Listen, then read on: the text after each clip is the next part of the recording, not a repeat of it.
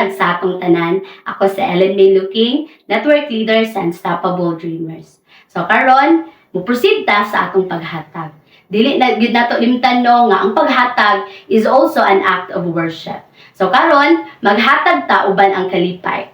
Tungod kay in Deuteronomy 8:18, niingon siya dadto, "But remember the Lord your God, for it is He who gives you the ability to produce wealth."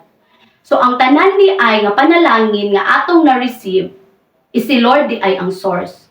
So ang atong paghatag sa 10% is pag-acknowledge di ay na nga ang tanan nga na-receive nato is gikan kay Lord. And ang paghatag sayon ra siya kung ikaw nakasabot ka kung kinsa ang source sa tanan blessing na atong na-receive. And ang atong paghatag sa 10%, wala na siya nag-base kung gamay or dako ang imong gihatag. Ang gilantaw ni Lord is ang atong kasing-kasing nagmatinud-anon sa paghatag. Tungod kay si Lord man God, attracted siya sa mga tao nga faithful sa iyaha.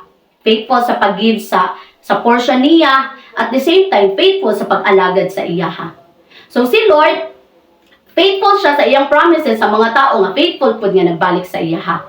Ingon si Lord sa Jeremiah 33:3, "Call to me and I will answer you, and I will show you great and mighty things you know nothing about." So ang panalangin di ay, ang yabi di ay sa panalangin is kanig yung pagbalik nato sa 10%. Kay promise man na ni Lord sa Jeremiah 33:3 nga once ang tao faithful siya sa iyang paghatag, si Lord faithful po sa iyang promises sa iyaha. Nga once moduol ta sa iyaha, i-provide yun ni Lord. Kana bitaw, kung ang tao, kung kita, faithful ta sa paghatag sa ato ang 10%, dili ta angay mabalaka, dili ta angay mahadlok kung unsay kan unugma kan ununya. Tungod kay faithful si Lord sa iyang saad. Once kita nagmatinud-anon sa paghatag sa 10%, si Lord pod matinud-anon pod nga i-provide ang tanan nato nga needs.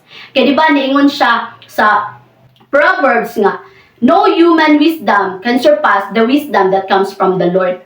So the moment nga moduol ta kay Lord, si Lord maghatag sa atoa og wisdom unsa nga makaproduce ta og wealth. Kay di ba in Deuteronomy 8:18 niingon man siya didto nga it is He who gives us the ability to produce wealth. So the moment di ay nga atong ihatag ang atong 10% kay Lord, faithfully si Lord matinud-anon pud siya nga mo-fulfill sa iyang saad sa atoa. Tungod kay si Lord wala man siya the moment nga moduol ta sa iyaha nga kanang natay panginahanglanon, dili man kwarta ang ibundak ni Lord sa atoa, but ability man, ability to produce wealth. So naay times nga kanang walang-wala na gyud ta, and sa diha nga moduol ta kay Lord, tagaan tag idea ni Lord, magkuan ba ka business idea ba nga maka-generate kag kwarta, maka-generate kag kanang income. Then kanang si Lord manggod, kuan siya, daghan siya ways, daghan siya instrument nga gamiton para ang iyang tao nga nag-faithful nga matinud-anon nga nagbalik sa 10%, kanang mogamit gid siya instrument nga i-provide ang atong needs. Proven and tested gid na sa ako ang kinabuhi tungod kay makaingon gid ko nga ang tithes and offering mora gid ni kanabitang makaingon ka mo gid ni akong puhunan gid sa akong kinabuhi. Kaysa the moment nga mag-faithful bitaw ka sa imong tithes and offering, kuan gyud kanang faithful pud si Lord nga kuan niya ikanang i-fulfill pod ang promises niya sa atong kinabuhi. Kana bitaw di ka mabalaka kung unsay kuan, unsay kanang mahitabuong unsay mahitabuon niya tungod kay dili ka pasagdan ni Lord. Promise na ni Lord nga He will never leave us nor forsake us kung kita matinud-anon sa paghatag. So mo nang bisan unsa kagamay ang 10% nimo, iulit lang gid kay Lord nga kanang bitaw kinasing-kasing. Tungod kay si Lord muna ang ginalantaw ni Lord sa atoa. The moment nga maghatag ta, wala siya nagmatter sa amount kay si Lord man ang source ana.